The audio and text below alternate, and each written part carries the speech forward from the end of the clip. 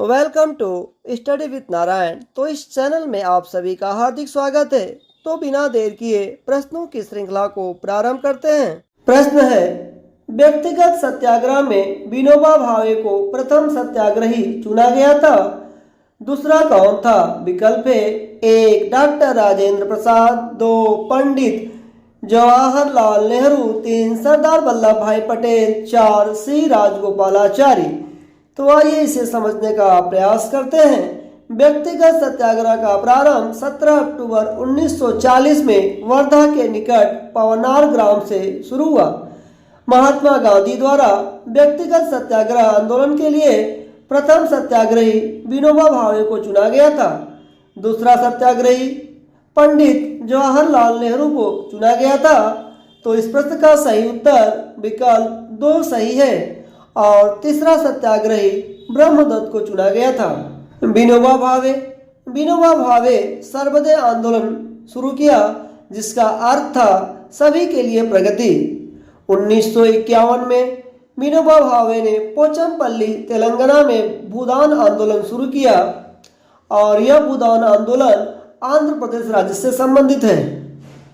1958 में उन्हें community leadership के लिए रेमन मैग्सेसे पुरस्कार से सम्मानित किया गया था और 1983 में उन्हें मरणोपरांत भारत रत्न मिला। हम विकल्प को देखें तो डॉक्टर राजेंद्र प्रसाद ये भारत के प्रथम राष्ट्रपति थे। पंडित जवाहरलाल नेहरू ये भारत के प्रथम प्रधानमंत्री और इनका जन्म 14 नवंबर 1889 में हुआ था। तो 14 नवंबर को प्रतिवर्ष बाल दिवस के रूप में मनाया जाता है और बच्चे इन्हें प्यार से चाचा बुलाते थे। इनका कार्यकाल 15 अगस्त 1947 से 27 मई 1964 तक था। पंडित जवाहरलाल नेहरू के प्रमुख पुस्तकें हैं, पहला डिस्कवरी ऑफ इंडिया, दूसरा एन ऑटोबायोग्राफी, तीसरा a bunch of old letters और चौथा ग्लिम्स ऑफ वर्ल्ड हिस्ट्री इत्यादि। सरदार वल्लभ भाई पटेल, इन्हें लौह पुरुष के नाम से जाना जाता है, ये भारत के प्रथम गृह मंत्री थे। सी राजगोपालाचारी अर्थात चक्रवर्ती राजगोपालाचारी भारत के वकील, लेखक, राजनीतिज्ञ और दार्शनिक थे। इन्हें राजा जी के नाम से भी जाना जाता है। तो इस पर से आपको इतनी जानकारी मिलती है। नेक्स्ट, दूसरे विश्व युद्ध के बाद 1946 में निम्न में से कौन सी समिति भारत आया था? विकल्प है, 1 क्रिप्स मिशन, 2 कैबिनेट मिशन, 3 वेबल योजना, 4 साइमन कमीशन। तो आइए इसे समझने का प्रयास करते हैं।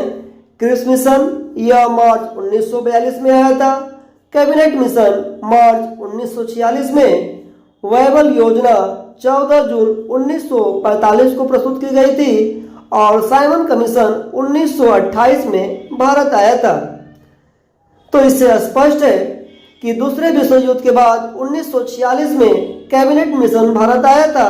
तो इसका सही उत्तर विकल्प 2 सही है। प्रथम विश्व युद्ध 28 जुलाई 1914 से 11 नवंबर 1918 तक चला और द्वितीय विश्व युद्ध 1 सितंबर 1939 से 2 सितंबर 1945 तक चला। नेक्स्ट, विक्रमशिला विश्वविद्यालय किस गांव में था? विकल्प है, 1 अंतिचक, 2 बासर, 3 चंदीमानु, 4 इनमें से कोई नहीं। विक्रम विश्वविद्यालय की स्थापना 8वीं शताब्दी में पाल राजा धर्मपाल द्वारा की गई थी। विक्रमशिला विश्वविद्यालय बिहार के भागलपुर जिले के अंतिचक गांव में स्थित है। तो इस प्रश्न का सही उत्तर विकल्प 1 सही है। इसे 100 एकड़ से अधिक भूमि पर रखा गया था और इसे 1193 में बख्तियार खिलजी द्वारा नष्ट कर दिया गया था। नेक्स्ट, निम्नलिखित में कौन मौर्य वंश का शासक नहीं है? विकल्प है, 1 अशोक, 2 बिंदुसार, 3 अजातशत्रु, 4 चंद्रगुप्त मौर्य। मौर्य वंश की स्थापना चंद्रगुप्त मौर्य ने 322 ईसा पूर्व में की थी और इस वंश के सबसे प्रसिद्ध राजा क्रमशः चंद्रगुप्त मौर्य, बिंदुसार और अशोक थे। जबकि अजातशत्रु इस वंश का शासक नहीं है, तो इस प्रश्न का सही उत्तर विकल्प 3 सही है। अजातशत्रु हर्यक वंश के शासक थे। इनके पिता का नाम बिंबिसार था। हर्यक राजवंश का संस्थापक बिंबिसार को माना जाता है। उन्होंने 558 ईसा पूर्व से 491 ईसा पूर्व तक शासन किया। वह गौतम बुद्ध के समकालीन थे। उन्होंने राजगृह या गृहवर्जा में अपनी राजधानी बनाई।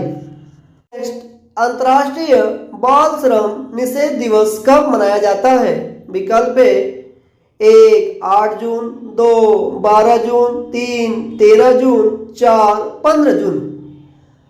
तो अंतर्राष्ट्रीय बाल श्रम निषेध दिवस अंतर्राष्ट्रीय बाल श्रम निषेध दिवस, जिसे अंग्रेजी में world day against child labour कहा जाता है, यह प्रतिवर्ष 12 जून को मनाया जाता है।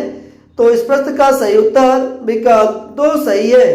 हम अन्य विकल्प को देखें तो 8 जून को विश्व महासागर दिवस मनाया जाता है, 13 जून को अंतर्राष्ट्रीय रंगहीनता या फिर एल्बिनिज्म जागरूकता दिवस मनाया जाता है, और 15 जून को विश्व पवन दिवस या वर्ल्ड वाइन डे मनाया जाता है।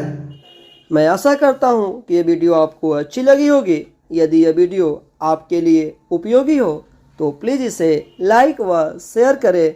धन्यवाद।